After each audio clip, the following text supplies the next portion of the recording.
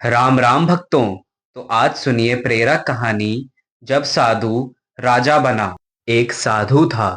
चलते चलते वह एक शहर के पास पहुंचा तो शहर का दरवाजा बंद हो गया। रात हो गई थी। वह साधु दरवाजे के बाहर ही सो गया। देवयोग से उस दिन शहर के राजा का शरीर शांत हो गया था।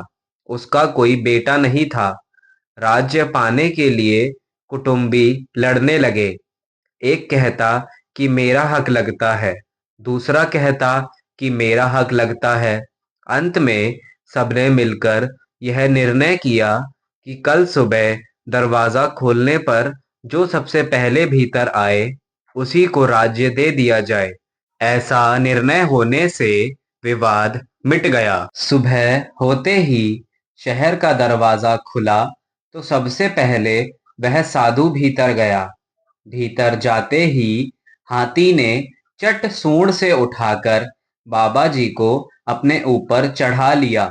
लोग जय जयकार करते हुए बाबा जी को दरबार में ले गए। बाबा जी ने पूछा कि यह क्या तमाशा है भाई। उन्होंने बाबा जी से कहा कि महाराज, हमने विचार कर लिया है कि शहर में जो सबसे पहले आ जाए उसको राज्य दे देना है। सबसे पहले आप आए, इसलिए हमने आपको यहाँ का राजा बनाया है। बाबा जी ने कहा कि अच्छी बात है। बाबा जी ने नहा धोकर राजा की पोशाक पहन ली और आज्ञा दी कि एक बक्सा लाओ।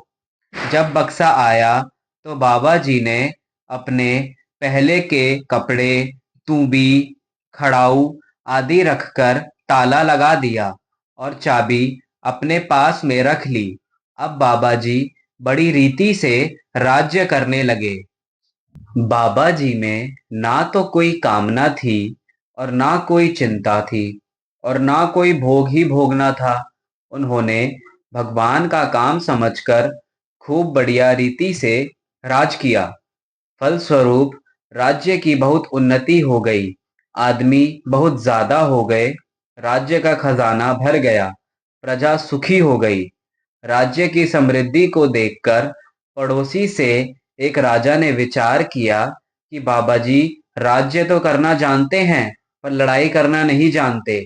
उसने चढ़ाई कर दी। राज्य के सैनिकों ने बाबा जी को समाचार दिया कि अमुक राजा ने चढ़ाई कर दी है।